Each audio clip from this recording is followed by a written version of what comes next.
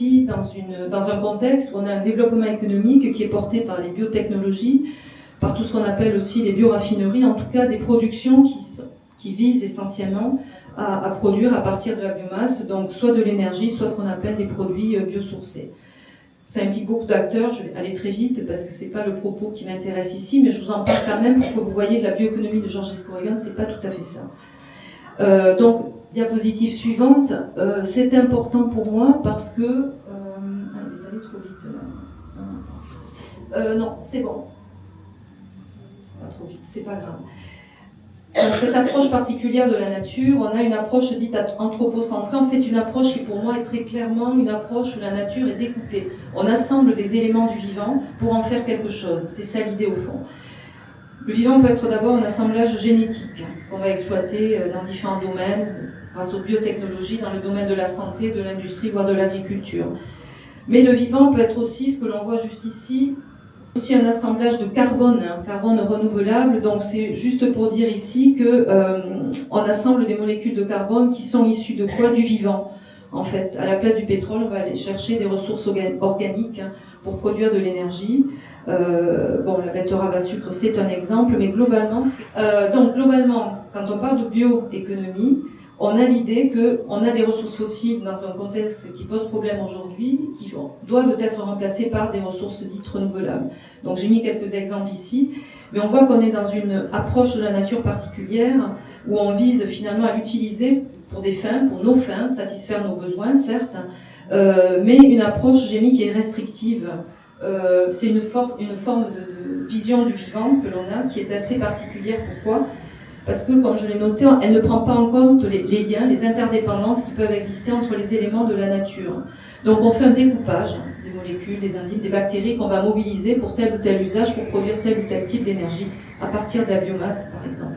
Donc cette approche-là, c'est la bioéconomie telle qu'on la vend aujourd'hui, dans les médias ou dans les analyses, et on dit que c'est effectivement un levier important pour continuer à faire de la croissance sans problème. Donc cette approche-là de la nature est assez particulière, donc diapositive suivant, et elle est très différente de la bioéconomie de Nicolas Georges Escorregan que je vais essayer de présenter ici. Et je partirai d'abord d'une citation qui est un peu longue, mais je vais la raccourcir et juste dire que quoi ? Eh bien que selon lui, la bioéconomie, c'est un nouveau concept, une nouvelle approche de l'économie qui est destinée à nous faire garder continuellement à l'esprit l'origine biologique du processus économique et à mettre en lumière le problème de l'existence de l'humanité avec un stock limité de ressources accessibles qui sont inégalement localisées et inégalement appropriées. Donc dans cette définition-là, on a plusieurs choses qui sont pour nous pertinentes.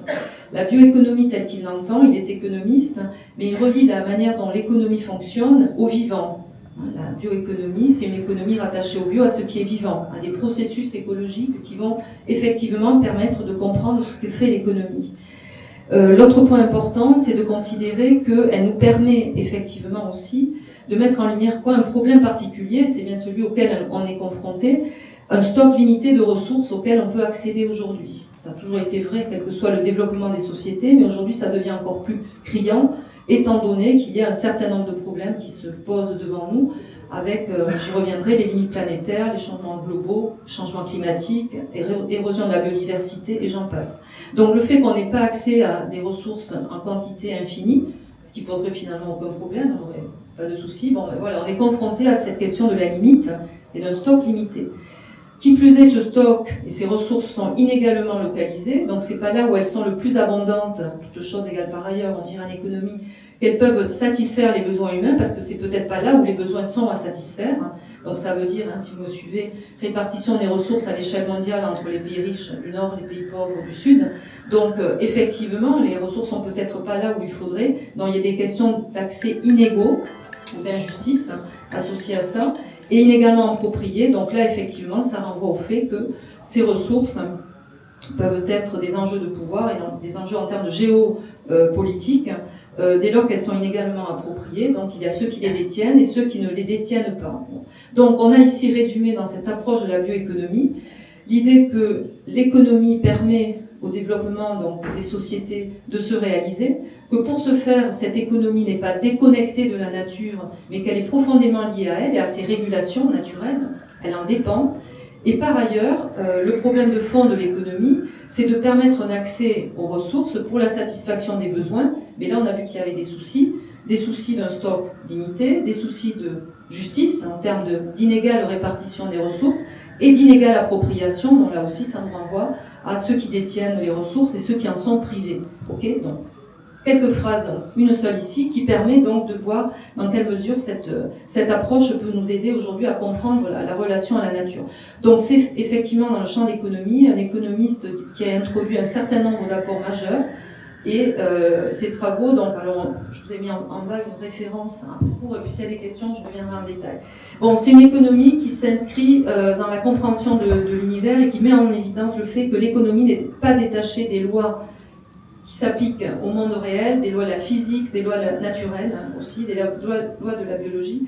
Donc il considère que l'économie est les activités économiques sont des activités dites d'entropie, c'est-à-dire qu'elles génèrent des déchets. Du point de vue physique, je vais faire simple, mais s'il y a création d'entropie, il y a production de déchets. Donc il introduit la question de l'irréversibilité en économie. Pour lui, le processus économique a une origine biologique. On a commencé dans notre évolution par maîtriser, grâce à nos propres organes, un certain nombre de ressources, à les transformer, la maîtrise du feu, etc. Jusqu'au moment où il a fallu aller plus loin, créer de technologies, créer des outils, des équipements de plus en plus performants pour aller récupérer de plus en plus d'énergie, de matière dans la nature, pour les transformer et créer des produits qui satisfont nos besoins. Donc, il combine une origine double, à la fois donc biologique, mais aussi connectée au milieu physique, connectée aux lois de la thermodynamique en particulier. Et l'autre point important que vous voyez ici, c'est que l'économie n'est pas déconnectée, on le voit bien ici, bon, ça c'est un schéma qui n'est pas de lui, mais que j'ai emprunté en René Passé, mais qui voit quoi, qui nous montre quoi, que l'économie, en bleu, la sphère en bleu, est contenue dans la biosphère. Donc, les activités économiques ne sont pas des activités autonomes qui fonctionneraient par elles-mêmes avec leurs propres lois. On a parlé tout à l'heure des marchés, et Timothée a raison, le marché c'est une façon de réguler la production et l'économie s'en sert beaucoup. Mais le marché n'est pas déconnecté du monde réel et de la complexité du monde, et donc il est inclus dans la sphère des activités humaines et aussi dans la biosphère. Donc les lois qui s'appliquent à la biosphère, pour faire court, s'appliquent aussi aux activités économiques. Donc l'ouverture sur la biosphère de l'économie, c'est un point important. L'autre point important pour Georges Escouréguen, c'est que la finalité de l'activité économique, c'est la satisfaction des besoins. Pourquoi ? Pour conserver l'espèce humaine, dans un contexte où celle-ci est portée par la nature. On n'est pas, encore une fois, autonome, on est dans la nature, dans le vivant, mais il a une finalité donc particulière qui est celle de pouvoir maintenir l'espèce en vie sur un temps très long. Diapositive suivante. On a donc finalement, ça je l'ai un petit peu dit, en deux mots, la bioéconomie, elle implique quoi ? Si on est dans un contexte, on a vu la citation de Georges Escouréguen, d'accès limité à un stock donc qui n'est pas infini, on voit bien que l'enjeu pour l'humanité, c'est de conserver des dotations, des ressources, si vous voulez, en énergie et en matière, auxquelles on peut accéder. Entre parenthèses, si on y accède, c'est grâce à la technologie. Et on doit aussi, autre point important, veiller à l'harmonisation des besoins parce que le marché ne règle pas les questions sauf à court terme. À très long terme et sur plusieurs générations, sur un siècle voire davantage, le marché ne peut rien. Donc veiller à l'harmonisation des besoins, ça va impliquer pour nous, dans l'économie, la nécessité de recourir à des principes de justice et d'éthique si on veut prendre en compte l'idée que l'humanité perdure dans le temps et que ses besoins puissent être au fil du temps satisfaits, quelles que soient les générations qui se succèdent. Voilà, j'ai résumé la diapositive. Donc, diapositive suivante. Donc, s'il faut des éléments de justice et d'éthique, quels sont les éléments importants ? Là aussi, je vais résumer l'idée, parce qu'il y a beaucoup de choses, mais les éléments importants de l'éthique bioéconomique de Nicolas Georges Escouréguen. Bon, d'abord, c'est une éthique qui est connectée à la vitalité de la biosphère. Ce qui est important pour lui, c'est, encore une fois, de maintenir l'habitabilité. C'est pas l'objectif, lui, c'est la conservation de l'espèce à travers la satisfaction des besoins. Je reviendrai tout à l'heure sur besoins et territoires, puisque ça a été évoqué par Timothée, mais c'est très présent ici chez Georges Escouréguen. L'autre point, c'est que, effectivement, si on s'inscrit là-dedans, ça nous renvoie à une certaine relation à la nature, qui est que nous ne sommes pas seuls, et donc il faut considérer une certaine solidarité entre les humains et les autres espèces. Du coup, si on n'est pas seul, il faut être capable, sur un temps long, de conserver les ressources d'énergie et de matière dont on a besoin pour se développer, pour toutes les générations. Donc c'est une éthique aussi des limites. Il introduit clairement la question de la limite, la maîtrise des flux d'énergie et de matière. Bon, je vais très vite. Les actions morales, eh bien, si elles sont orientées, c'est pour une finalité très simple, ce sont des outils ou des leviers qui doivent permettre de réguler l'accès aux ressources et de se traduire concrètement par la conservation sur le temps long de ces ressources. Donc il y a des stratégies de conservation qui sont proposées. Bon, il y a un programme bioéconomique, je vais très vite, mais tout ceci s'inscrit aussi dans une démarche de justice. C'est ça aussi qui est important. C'est pas simplement distribuer des ressources entre les générations, c'est aussi s'intéresser à la manière dont ces ressources sont distribuées dans le temps, aujourd'hui, à l'instant présent, mais aussi entre nous, générations actuelles, et demain, les générations futures. Donc il y a cette dimension temporelle qui est démultipliée, en quelque sorte, et qui rend les choses beaucoup plus difficiles, mais en tout cas qui fait que c'est pas la question du marché qui peut régler ça. Vous l'avez compris, il faut faire appel à de la philosophie morale, à des principes d'ordre moraux, et à des principe qui nous renvoie à la question de l'éthique. Bon, il propose d'ailleurs dans ses travaux, ça c'est plus récent dans son approche, la mondialisation des ressources terrestres avec un contrôle unique qui serait, entre guillemets, qui ressemblerait à quelque chose comme un processus à l'échelle globale de la nationalisation des ressources. Donc il y a une forme de commun en fait qui apparaît ici, où finalement les ressources ne seraient pas la propriété privilégiée de quelques acteurs dans la biosphère et de fait qui empêcherait les autres de pouvoir y accéder. Alors pour finir sur cette éthique, donc voilà, merci. On aboutit à une situation où il y a effectivement à considérer, et ça c'est au cœur de son analyse, la bioéconomie ici montre que nous ne pouvons pas envisager le développement sans prendre en compte les interdépendances entre la société et la biosphère. Il y a une obligation morale de protéger la nature. Le processus économique et l'économie de manière générale est encadré par des contraintes de deux types, des contraintes écologiques, physiques, je reviendrai biologiques, mais aussi des contraintes éthiques, de façon à limiter nos actions et ne pas finalement nous dire bien après nous le déluge. Donc on s'inscrit ici globalement dans un nouveau modèle économique, une nouvelle façon d'envisager les activités économiques qui nous conduit à une société de sobriété ou de suffisance, si vous pouvez l'envisager ainsi, mais en tout cas on parle plus aujourd'hui de sobriété, ce qui nous ramène à la question des territoires, là où sont installées les populations, avec les besoins à satisfaire. Il y a les besoins essentiels et les besoins secondaires, ou les besoins superflus, etc. Donc ça veut dire que collectivement, là où vivent les populations, la question qui va se poser, c'est à l'endroit où elles vivent, avec les ressources auxquelles elles peuvent accéder, comment elles vont définir quel choix de société elles vont faire et quels sont les besoins qu'elles vont considérer comme prioritaires ou pas. Clairement, on ne pourra pas satisfaire les besoins de tout le monde à l'infini. Enfin, je vais très vite, mais c'est ça l'idée. Donc ça invite à repenser la manière d'habiter la Terre ensemble, les écosystèmes, les processus naturels, quels que soient les milieux. Donc j'en arrive au troisième et dernier point rapidement. Donc voilà, merci. Alors l'habitabilité de la biosphère et l'insularité. Alors, bon, l'habitabilité aujourd'hui de la biosphère, d'abord, ça nous renvoie au fait que le temps géologique rejoint le temps de l'humanité, ce qui est un peu problématique, tout simplement parce que parler de changement climatique, d'érosion de la biodiversité, etc., on a aujourd'hui des indicateurs très clairement qui nous montrent que le problème majeur, c'est que les transformations vont trop vite et les changements globaux vont à des vitesses radicalement très rapides, ça va trop vite, et l'échelle des impacts de ces changements là aussi, est une échelle qui est globale, qui concerne tous les compartiments de la biosphère. Pour mieux comprendre peut-être cette idée, on peut faire appel à ce concept de limite planétaire qui a été développé en 2009 par un certain nombre de scientifiques et qui, me semble-t-il, est intéressant parce que là, vous connectez les impacts ou l'approche globale, on va dire, des liens entre les sociétés et la biosphère. Et on voit qu'un certain nombre de frontières sont largement dépassées aujourd'hui. Alors, je ne voudrais pas analyser en détail, si vous voulez, les travaux qui sont là, qui sont issus de Roxstrom et Hall, mais oui, diapositive suivante, pardon. Oui, j'ai oublié, c'est pour moi, désolé. Donc un nouveau dépassement, où sur les 9 processus naturels identifiés, on a dépassé les frontières ou les limites pour 6 d'entre eux, 6 sur 9, donc on a encore 3 à dépasser. Bon, c'est ironique, il ne faudrait mieux pas. Mais bon, parmi les changements qui ont été, les bouleversements qui sont actés et qui sont largement problématiques, il y a bien sûr le climat, il y a aussi la biodiversité, je l'ai dit rapidement. Il y a l'introduction de nouvelles entités dans la biosphère, donc ça fait référence aux substances de type plastique, micro-nanoplastiques. Il y a le changement dans l'usage des sols qui fait référence à l'artificialisation des territoires. Il y a les cycles du carbone et de l'azote aussi qui sont largement perturbés par les activités humaines. Bon, donc tout ceci pour dire quoi? Qu'on a des indicateurs objectifs scientifiques qui sont identifiés et mesurés, qui montrent que derrière ce schéma-là, on a des activités économiques. On pourrait les décliner si j'avais plus de temps, mais on pourrait dérouler toute une histoire qui montre que derrière le climat, il y a effectivement les activités agricoles, mais aussi industrielles, etc., qui montrent qu'on en est rendu à ce stade. Alors effectivement, partant de là, si on s'intéresse au lien avec l'économie, eh bien on pourrait dire que l'approche de George Escoregan est bienvenue. Parce qu'effectivement, on devrait ici, considérant ces limites planétaires et ses impacts à l'échelle globale, envisager une nouvelle vision de l'économie où il s'agirait d'assurer les besoins essentiels pour toutes les générations, mais en essayant de rester à l'intérieur de ces limites planétaires.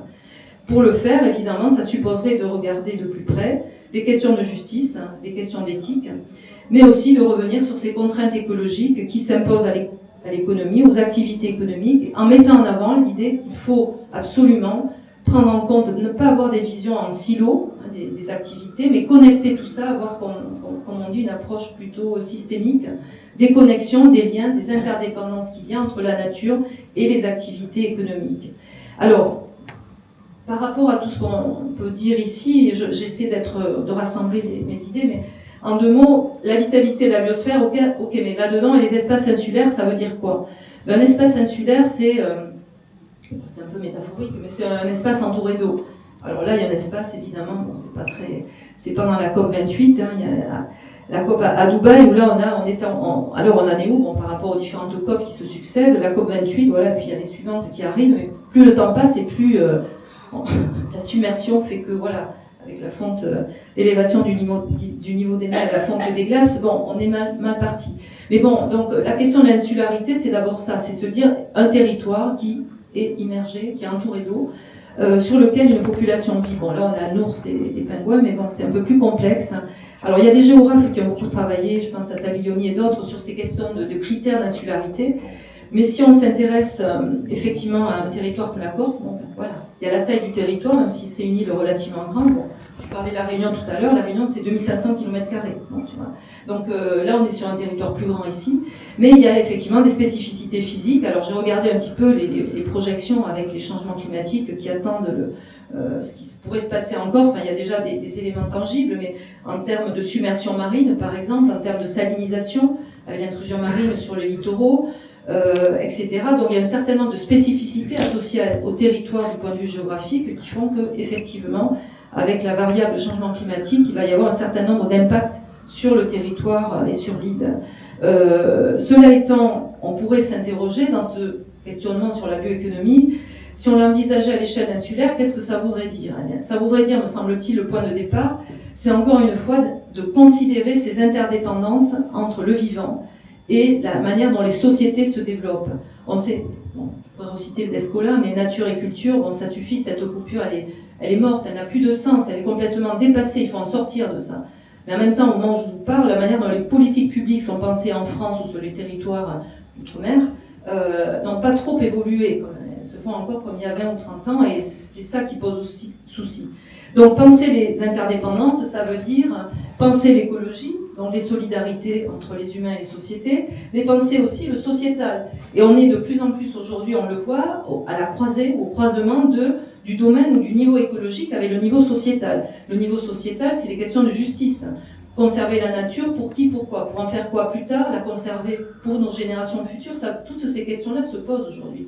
Donc combiner les deux, c'est fonder pour moi une solidarité à l'échelle insulaire, qui permettrait finalement de respecter une communauté morale, comme disent les philosophes, qui serait élargie, c'est-à-dire qu'on ferait partie de la communauté, mais pas que nous. Il y aurait aussi toutes les autres espèces non humaines qui en font partie et qui contribuent à l'habitabilité de la biosphère. Parce que si demain la biosphère est moins habitable, ça veut dire que pour nous, eh bien, on va avoir des conditions de vie ou des manières de vivre et d'habiter cette biosphère qui vont être un peu perturbées. On parlait tout à l'heure des besoins à satisfaire ou du confort auquel on tient. Ben, il faudra peut-être faire des choix là aussi. Alors il vaut mieux les choisir, ces choix-là, ou les décider que les subir. Donc c'est un peu ça l'idée. Hein. Donc quelques pistes. Alors les pistes, alors, diapositive d'après. Alors il y a un philosophe que j'aime beaucoup, c'est Michel Serres. Alors il est à Genève comme moi. Bon bref, j'y suis assez attachée, mais il me semble qu'à travers ses travaux et son contrat naturel 1990, si vous avez du temps à perdre, allez le lire. C'est vraiment à relire en fait, parce que c'est la question de la symbiose et du droit de la nature qu'il met en scène et qui dit, pour lui c'est la clé. Il faut que la planète Terre elle soit sujet de droit. Bon, il parle de solidarité terrestre. En fait, il faut effectivement dépasser cette idée que la Terre serait un objet qu'on pourrait s'approprier, transformer pour satisfaire nos besoins. Donc ça c'est un point fort. C'est un point fort. Si on va sur la diapositive suivante, donc il y a eu beaucoup d'expériences. Alors je vous en ai mis ici quelques-unes, hein, mais c'est loin d'être complet. Mais La nature pourrait avoir une personnalité juridique, être reconnue en droit comme étant une personne. Bon, a priori, une entreprise est aussi une personne, juridiquement, reconnue comme telle, ça choque personne. Mais bon, la nature, pourquoi pas. Bon, alors il y a un certain nombre d'éléments de la nature qui font l'objet de cette reconnaissance. Les fleuves en particulier. Effectivement, la conséquence, c'est d'établir encore une fois une nouvelle relation entre nous et cette nature. Alors juste après, puisque là ça concerne la Corse, voilà, c'est juste pour vous donner donc cette information, mais que vous connaissez probablement. Alors je l'ai mis, c'est une partie de la Déclaration des droits du fleuve. Tavigna, je ne sais pas comment on prononce, Nanou, voilà. Bon, qui a été porté, qui a permis de reconnaître. Alors c'était face à un projet de traitement des déchets, d'enfouissement des déchets, je crois, si je ne me trompe pas. Donc pour protéger le fleuve des conséquences associées à cette activité économique qui est le stockage des déchets ménagers, puisqu'on a des activités polluantes, il faut à un moment donné stocker des déchets. Donc il y a eu donc un certain nombre de mouvements qui se sont portés, et donc des collectifs d'associations qui ont permis de protéger ce fleuve. Donc c'est quelque chose qui prend de plus en plus de sens dans différents pays, dans différentes régions du monde. Diapositive suivante, alors sur la solidarité écologique, bon je vais passer, mais il y a quand même un texte, bon ça ce sont les travaux de Matevé, mais peut-être la diapositive d'après, parce que dans la loi de 2016 sur la reconquête pour la biodiversité, voilà, il y a un article 2 qui indique effectivement qu'il y a un principe nouveau qui entre en droit, c'est le principe de solidarité écologique qui est intéressant pour nous parce que je parlais d'indépendance, de relations de réciprocité entre les humains et les non-humains. Et donc là, vous voyez que ce principe doit intervenir dès lors qu'une intervention sur les milieux naturels peut avoir une incidence notable. On prend en compte les interactions des écosystèmes, des êtres vivants et des milieux naturels ou aménagés. Donc on met l'accent vraiment sur l'importance des liens entre la préservation ici de la biodiversité et les activités humaines. Alors, je reviens chez la diapositive d'après, s'il vous plaît, merci. Il y a une autre idée qui se développe aussi, plus récente, mais qui peut nous permettre de réfléchir sur ce que serait effectivement une vision écologique pour la Corse. C'est cette idée de chez Serres, toujours plus récente dans le Malpropre, de 2008, la dépossession du monde. Le fait que, et c'est repris par des philosophes comme Rosa, c'est l'idée qu'il faut qu'on prenne une distance à l'égard du monde, parce que cette distance, elle n'y est plus. On est partout, y compris à travers les déchets. Nous sommes dans un monde marqué par des limites biophysiques qui traversent les frontières, mais comme dit Serres, nous ne l'avons plus. Nous ne l'avons plus au sens où nous ne le possédons plus. Nous ne l'habitons plus que comme locataire. Donc il y a l'idée ici que pour lui, le traité naturel qu'il faudrait négocier avec la nature, ce serait un traité de location. Il n'est plus question d'ailleurs de polluer pour nous l'approprier. C'est ce qu'il démontre dans le Malpropre. Tous les territoires qu'on a pu conquérir dans les colonies, j'en passe et ailleurs, on les a colonisés en produisant des déchets. Donc la marque de fabrique de la colonisation, le territoire, on le marque en produisant de la pollution. Vous verrez là aussi, enfin, c'est très intéressant de réinterpréter encore une fois l'un de ce qu'on voit aujourd'hui, notamment avec les limites planétaires et la pollution par le plastique. Donc un traité de location, donc il faudrait effectivement un nouveau contrat qui soit pacifié, où on ne soit plus en guerre avec la nature parce qu'on en fait partie, et que le jour où on va aller trop loin, et on voit bien avec les limites planétaires jusqu'où on aura donc quelques soucis pour notre propre espèce. Vous avez aussi les travaux assez plus présents de Corinne Pelluchon, qui, elle, parle de l'âge du vivant comme une évolution importante sur le plan civilisationnel. Donc pour elle, la question fondamentale est d'arriver à la protection du vivant pour le protéger. Et sa façon d'amener les choses, c'est de considérer que nous avons pris conscience de notre vulnérabilité. On est dépendant de la nature parce qu'on a pris conscience que sans elle, enfin en tout cas sans ces connexions, ces interdépendances ou ces fils invisibles qui nous relient à elle, on est très vulnérable. Donc on est amené à changer notre position, notre façon de voir les choses, et donc du coup notre manière d'habiter le territoire, la biosphère ou un territoire insulaire, plus respectueux du vivant, voire plus juste. Plus juste, ça veut dire mettre en place des politiques pour réduire les inégalités. Donc je la cite, à Pelluchon, elle dit que cet âge du vivant, cette évolution, considère quoi? Un sujet qui accepte sa vulnérabilité et sa finitude, respecte les limites planétaires et assigne des limites à son bon droit, en accordant sa considération aux autres, aux humains et aux non-humains.